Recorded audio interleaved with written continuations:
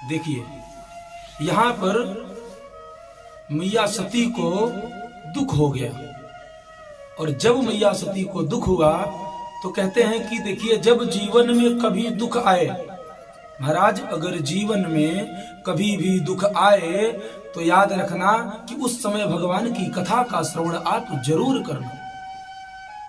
देखिए, मैया सती के जीवन में जैसे ही दुख आया, मां सती जान गई कि लगता है भगवान ने हमें त्याग दिया है। क्योंकि देखो, एक जीव होता है कि वो बता देता है अपनी जुबान से, जिह्वा की वाणी द्वारा वो बता देता है कि हमने तुम्हारा त्याग कर दिया। लेकिन एक जीव होता है, वो आचरण के द्वारा बता देता है कि हमने तुम्हारा त्याग कर दिया, स्वभाव दर्शा देता है। शंकर भगवान ने मैया सती को त्याग दिया। और देखिए, यहाँ पर शंकर भगवान जानते हैं कि जो चिंता का, दुख का जो महाऔषधि है वो है भगवान। अमृत क्या है? अमृत क्या है जीवन में? केवल भगवान की कथा।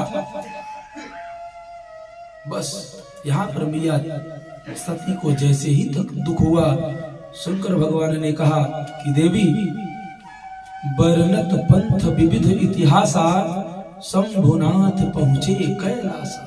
शंकर भगवान की कथा प्रसंग को कहते कहते कैलाश को पहुंचे।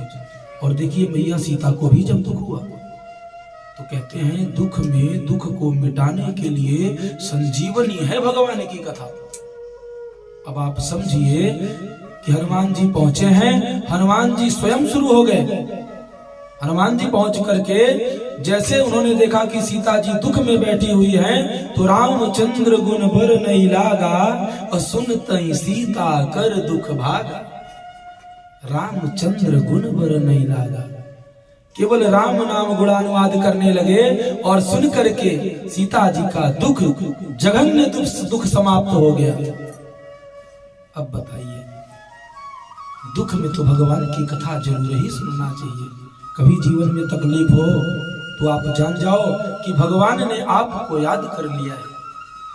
और जिसको भगवान याद कर लिए, जो इनको याद करते हैं उन्हें ये याद करते हैं, और इन्हें आदाब जो करते उसे आबाद करते हैं। उसे भगवान आबाद कर देते हैं। जो भगवान को आदाब करते हैं, प्रणाम करते हैं, नित्य भगवान को भोग लगाया